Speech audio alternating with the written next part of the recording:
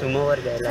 आता आपण अगोदरच्या लेसनमध्ये मेंटेनन्स कशा पद्धतीने चेक करायचा गाडीचा ते बघितला, बरोबर. आता आपल्याला गाडी स्टार्ट करणे आणि बंद करणे, बरोबर आहे. गाडी सुरू करणे आणि बंद करणे हा आपल्याला पुढचा लेसन बघायचा आहे. तर जनरली काय असतं, आपण ड्रायव्हर सीटवर बसल्यानंतर जोपर्यंत आपल्याला ड्रायव्हर सीटवरती कम्फर्ट बसता येत नाही तशी ती व्यवस्था करून घ्यायची. म्हणजे या ठिकाणी खाली मागे पुढे करायला एक लिव्हर दिलेली आहे सीट. त्यानंतर इकडं उजव्या हाताला एक लिव्हर दिलेली असते की ज्याच्याने आपल्याला हे सीट वरचं मागे पुढे करता येत असतं, बरोबर आहे. मग जसं आपल्याला कम्फर्ट वाटेल तसं त्या पद्धतीने बघायचं. त्यानंतर या ठिकाणी हा एक सीट बेल्ट दिलेला असतो, बरोबर आहे. सीट बेल्ट दिलेला असतो. मग आता आपण बसतो जे स्टेअरिंगवरती, तर त्या ठिकाणी अशा पद्धतीने सीट बेल्ट लावून घ्यायचा आणि या ठिकाणी एक सीट बेल्ट अडकवण्यासाठी एक स्विच दिलेलं असतं, त्याच्यामध्ये अडकवून घ्यायचं, बरोबर आहे. अशा पद्धतीने सीट बेल्ट लावून घ्यायचा, बरोबर.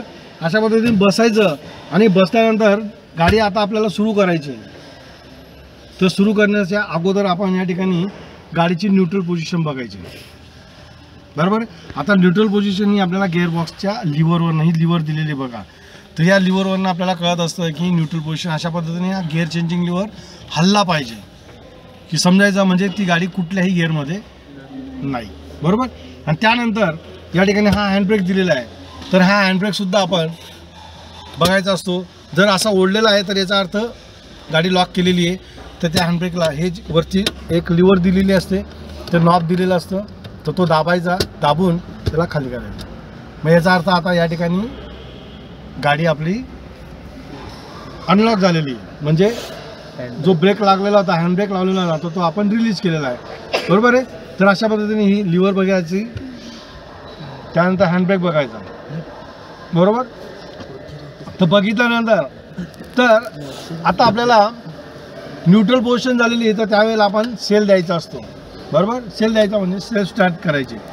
तर सेल्फ स्टार्ट करताना एक गोष्ट लक्षात ठेवा, तर जे काही इग्निशन स्विच आपण जी चाबी लावून इग्निशन स्विच देणार आहोत, गाडी सुरू करणार आहोत, तर ते स्विच फक्त आणि फक्त 2 ते 3 सेकंदापुरता द्यायचं आहे, बरोबर.